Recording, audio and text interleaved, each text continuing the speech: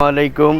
দেশ ও দেশের বাইরে এই মুহূর্তে যারা আমার ভিডিওটা ক্লিক করেছেন তাদের উদ্দেশ্যে বলছি, এই যে বাংলাদেশ চলচ্চিত্র নিয়ে অনেকেই অনেক কিছু বলেছেন, এই পর্যন্ত আপনারা দেখেছেন শুনেছেন, কিন্তু একবার কি জানতে চেয়েছেন বাংলাদেশের মধ্যে বর্তমান যে সিনেমা হলগুলো আছে, হ্যাঁ বর্তমানে পাবলিক নাই বললেই চলে, একমাত্র একটা নায়কের উপরে নির্ভরশীল করে বাংলাদেশের মধ্যে ছবি রিলিজ দেন শাকিব খান।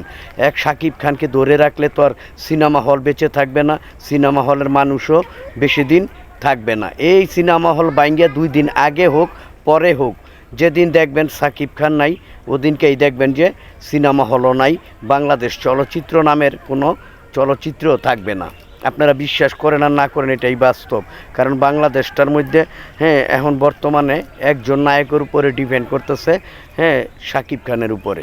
এই শাকিব খান ছাড়া অন্য তৃতীয় কোনো ব্যক্তির কোনো ছবি রিলিজ দিচ্ছেন না আপনারা। আর যে নায়ক দিচ্ছেন এই নায়কের ছবি এখন পাবলিক খায় না। আরফান নিশু, তারপর ওই যে আরেকটা নতুন নায়ক সিয়াম, এদেরকে নায়কের মতো ভাই টাকা দিয়ে ছবি দেখবো, নায়কের মতো তো লাগে না। এটাই বাস্তব। যদি ভিডিও ভালো লাগে লাইক কমেন্ট করে আমার পাশে থাকবেন, ভিডিওটা একটু শেয়ার করে দিবেন যাতে সবাই বুঝতে পারে। এক জসিম নাই, চলচ্চিত্র অন্ধকার। আরেক নায়ক মান্না নাই, আরও বেশি অন্ধকার।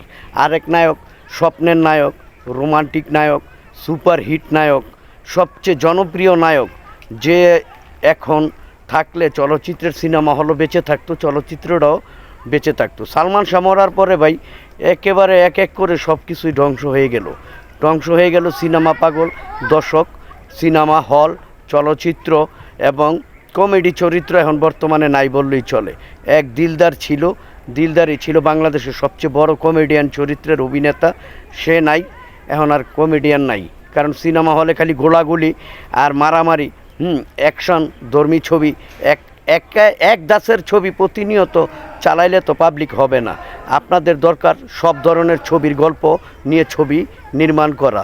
যদি ভিডিও ভালো লাগে লাইক কমেন্ট করে ভিডিওটা শেয়ার করে দিবেন। সবাইকে অনেক ধন্যবাদ। খোদা হাফেজ।